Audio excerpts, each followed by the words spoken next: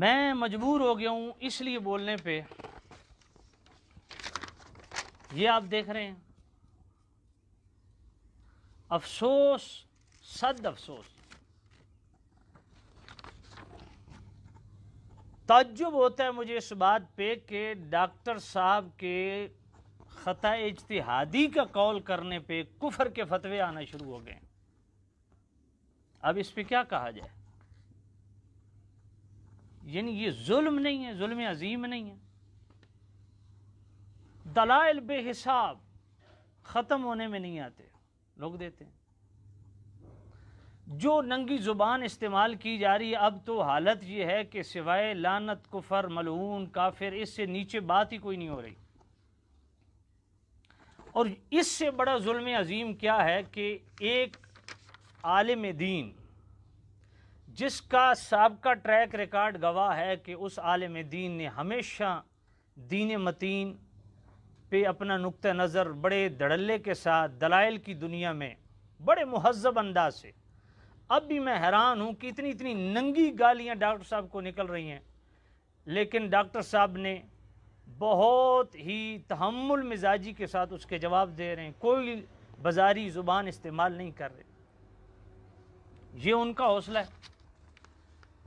تو ظلم کی انتہا یہ ہے کہ ڈاکٹر صاحب کا اس معاملے میں خطائے اجتہادی کا قول کرنے پہ یہ کفر کے فتوے آ چکے ہیں۔ اب اس کو میں کیا کہوں؟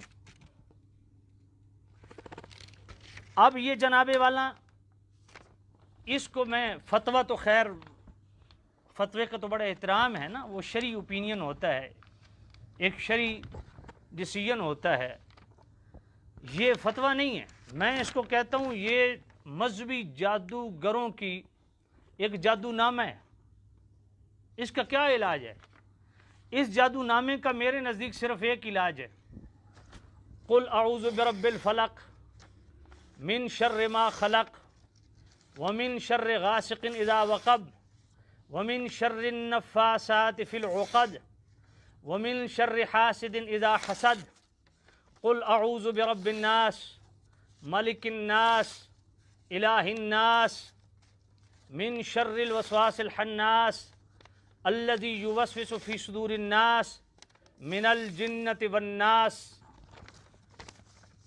اس کو بیٹا مقدس کچھ الفاظ بھی لکھے ہوئے ہیں، مجید کی بوریوں میں بسیدہ اور اوراق پڑے نا، ان میں رکھ دینا۔ اس کا اور کیا علاج ہے؟ اور ظالموں، کچھ حیا کرو، کچھ شرم کرو، کس طرف جا رہے ہو تم؟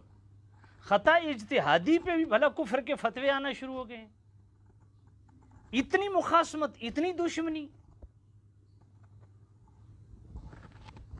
اور اس شخصیت کے بارے میں جس نے توحید کے جھنڈے گاڑے ہیں، ناموس رسالت پہ چوکیداریاں کی ہیں، شان صحابہ اور آل بیت پہ گھنٹوں جس کے لیکچر ہیں، وہ بھلا سیدہ پاک کا گستاخ ہو سکتا ہے؟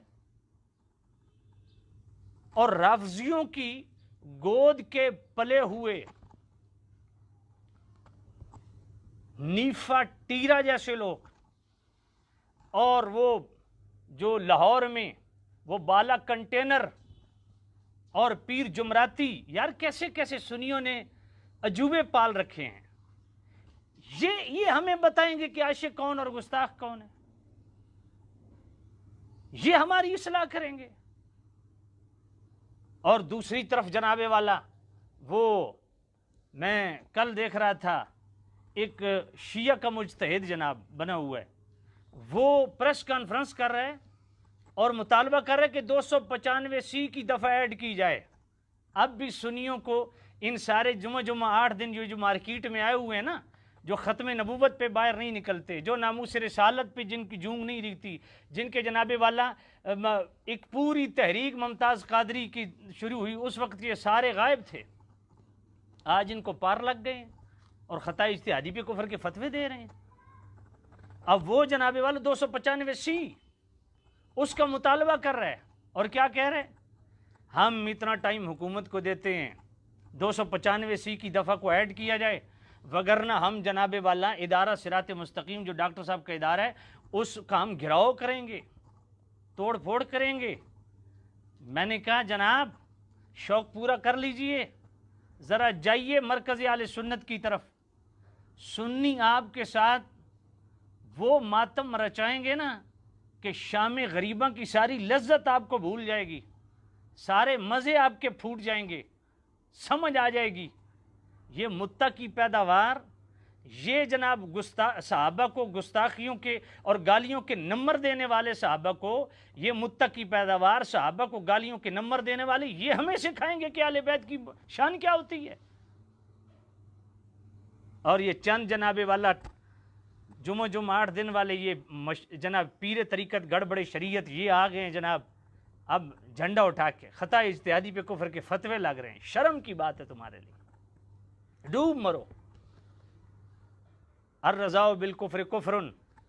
اب اگر ڈاکٹر صاحب آپ کے فتوے کے مطابق ڈاکٹر صاحب نے کفر کیا نا، تو ذرا میں یہ تو میں آج صرف یہ جو بھونڈا قسم کا فتویٰ ہے نا اس کے لیے میں آیا تھا، آئندہ اللہ کرے میں نہ ہوں، اگر آیا تو یہ آج ناشتہ ہے، لنچ جب میں دوں نا، لنچ کے بعد انشاءاللہ پھر ڈنر دوں گا نا، تمہیں پتہ لگ جائے گا۔ کوئی غیرت حیا کرو، کوئی شرم کرو، کیا کر رہے تم؟ اتنی غیرت ناموس رسالت پہ کھائی ہوتی نا، اتنی غیرت جناب جب ممتاز قادری کا معاملہ چلا تھا اس وقت کھائی ہوتی نا، اتنی غیرت جب ختم نبوت پہ حملے ہو رہے تھے نا اس وقت اتنی غیرت کھائی ہوتی۔ یاد رکھو، سنیو ایک بات میری، اس ملک کے اندر آج کے دور کے سجادہ نشین جب کوئی تحریک چلائے نا تو یقین کر لینا کہ منصوبہ کچھ پیچھے اور ہے، منصوبہ ساز کوئی اور ہیں۔